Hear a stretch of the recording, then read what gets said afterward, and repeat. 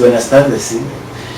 Mi nombre es Iván Padilla, profesor del Departamento de Literatura, la mayoría me conocen, y mis estudiantes hacen algunas preguntas sobre Antonio Caballero y su novela Sin Remedio.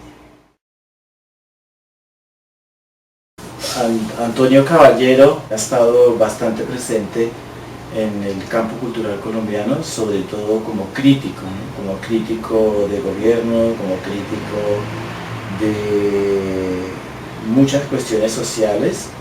Lo que más llama la atención del caso Antonio Caballero, irrumpe en el campo cultural colombiano y en el literario, irrumpe haciendo pues una serie de críticas, de observaciones sobre el Estado nacional, sobre el gobierno, sobre problemas culturales del momento. Para cuando escribe Sin Remedio ya es un periodista, ya ha escrito columnas en revistas y en periódicos y digamos es sobre todo conocido como un caricaturista, ¿no? No sé si ustedes sepan, tiene una gran obra de caricaturas, digamos, hizo un recorrido de caricaturista, pues en el cual precisamente ya se observa esa orientación crítica, ese gesto crítico a muchos aspectos de la situación colombiana, sobre todo pues cosas relacionadas con el gobierno, con el Estado, con la violencia, ¿no? Con el clientelismo, con muchas cosas relacionadas con la situación colombiana.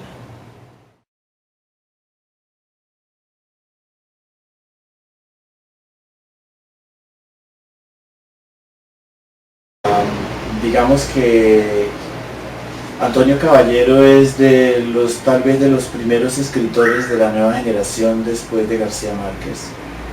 Hay que tener en cuenta pues que García Márquez ejerce un peso patriarcal, se podría decir, no castrador casi, frente a las nuevas generaciones de escritores, sobre todo después del Nobel, ¿no? Digamos, el gran escritor de 100 años de soledad y todo lo que ustedes saben, impone unas normas estéticas, impone un estilo, impone una corriente, y la nueva generación de escritores colombianos, digamos que siente ese peso.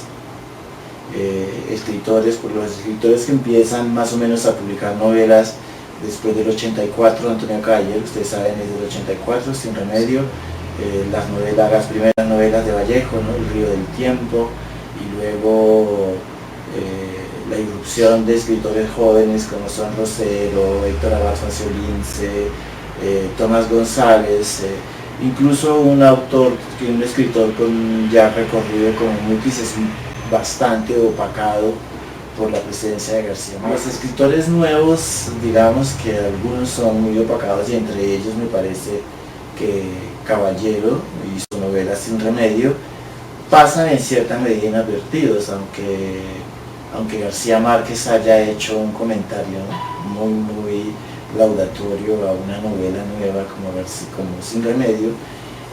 Digamos, es evidente que Antonio Caballero figura a la cabeza de una generación que ya no quiere seguir en la línea del realismo mágico y que rechazan de manera rotunda pues representar una realidad mágica de manera, digamos, optimista en la literatura, y deciden volcarse hacia una especie de realismo muy corrosivo, muy crítico, ¿no? Sin que eso quiera decir pues que sea el realismo decimonónico. Es simplemente que están muy volcados sobre la realidad, que lanzan una mirada muy crítica sobre la situación colombiana. Entonces, digamos, Sin Remedio es como, a mi modo de ver, es una novela pionera en ese sentido, ¿no? De los primeros en reaccionar contra el peso del realismo mágico y de García Márquez. Abre una nueva brecha, una nueva tendencia, si se puede decir, de novelas colombianas, de autores colombianos que expresan el deseo de cambio, ese deseo de liberarse pues del peso, ¿no?, tan canónico de una figura como García Márquez. Sin Remedio es de esas novelas contemporáneas que que fue muy bien recibida y es de esas novelas que está muy volcada pues sobre problemáticas colombianas del momento. Digamos que de manera simplista se puede decir que Sin Remedio es un gran retrato de la situación colombiana de finales de los 70 y de la década de los 80.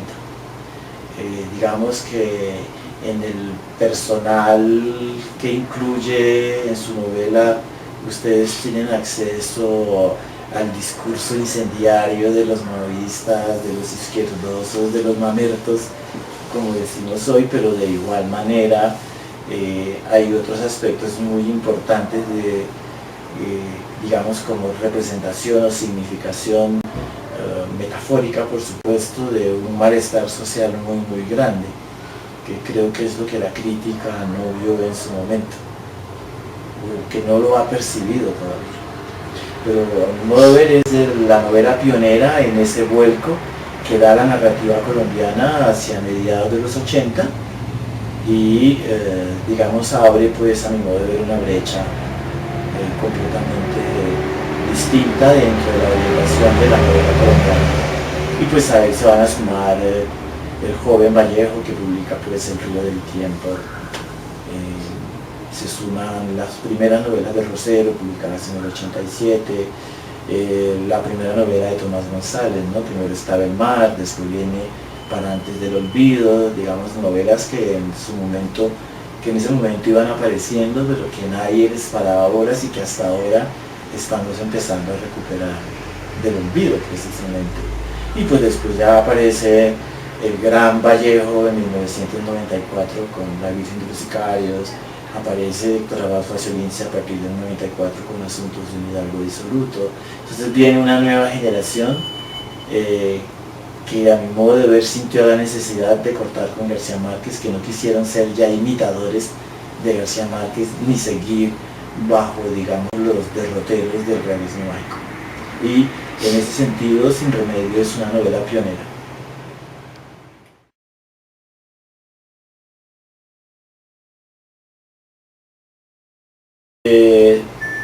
Técnicamente es una novela que tiene unas técnicas narrativas, digamos, no muy novedosas, ¿no? Un narrador que focaliza pues la acción, que nos dice qué piensa el protagonista, que nos dice qué hizo, sin ser pues el narrador omnisciente típico de la novela en tercera persona de corte decimonónico, ¿no? La cosa que a mí me parece original de esa novela es que plantea un problema, digamos que para los finales de los 70, principios de los 80, resulta novedoso en Colombia. Digamos que se configure un personaje de ese tipo, un personaje que es arrastrado por las circunstancias, un personaje que no toma decisiones, que se ve envuelto pues así, ¿no? Llevado por la contingencia, ¿no? Que no decide absolutamente nada y que las cosas lo arrastran, ¿no? Un personaje que se convierte casi que en un juguete de la historia. Digamos que ese tipo de personajes me parece novedoso en la narrativa colombiana. Y ese tipo de personajes plantea un gran problema de época, que a mi modo de ver es el hastío, ¿cierto? Como colombianos hay que entender pues el carácter sísmico, simbólico del personaje. Un niño bien, de clase alta, su familia encopetada y son dueños de banco y todo lo demás, ¿cierto? Ha decidido abandonar ese mundo acartonado, lleno de formalismos y convenciones, sin sentido, ¿no? Ignacio desde chiquito ha decidido que eso no es lo de él, pero sin embargo tampoco se decide por la acción social, por el compromiso social, por la lucha, por la guerrilla. Ustedes sienten que en la novela se habla del secuestro, de la formación de las guerrillas, etc., ¿no? Por eso hay un retrato, pues ahí, el secuestro que aparece en Colombia como un fenómeno hacia finales de los 70, ¿no? Como algo nuevo para la extorsión. Ustedes lo encuentran ya ahí porque estamos en el momento. Se ha creado el MAS, Muerte a Secuestradores, ¿no? Que es un movimiento pues después del secuestro y asesinato de Mercado, cuando lo encuentran muerto, paramilitares, las mismas fuerzas pues militares colombianas crean el MAS, y en eso y después viene todo el resto de problemas, ¿no? Pero digamos que me parece muy original en la literatura colombiana la aparición de ese tipo de personaje, a través del cual se plantean una serie de problemáticas de hastío social, de llegar al tope de la cosa, de sentir que somos arrastrados por las circunstancias. Yo percibo en Ignacio un personaje hastiado, que sí, que no se realiza como sujeto, no puede ser poeta, no puede ser nada más porque pues no tiene proyectos de vida. Es un personaje que no quiere salir de su apartamento, que sale porque tiene hambre, ¿no? Porque le toca comer. Entonces el problema es de enfrentarse al mundo, ¿sí ves? La ciudad que está ahí afuera ya no me gusta, hay una ruptura entre ese héroe y ese mundo que está allá afuera, entonces hay un hastío, pero es ese tipo de personaje.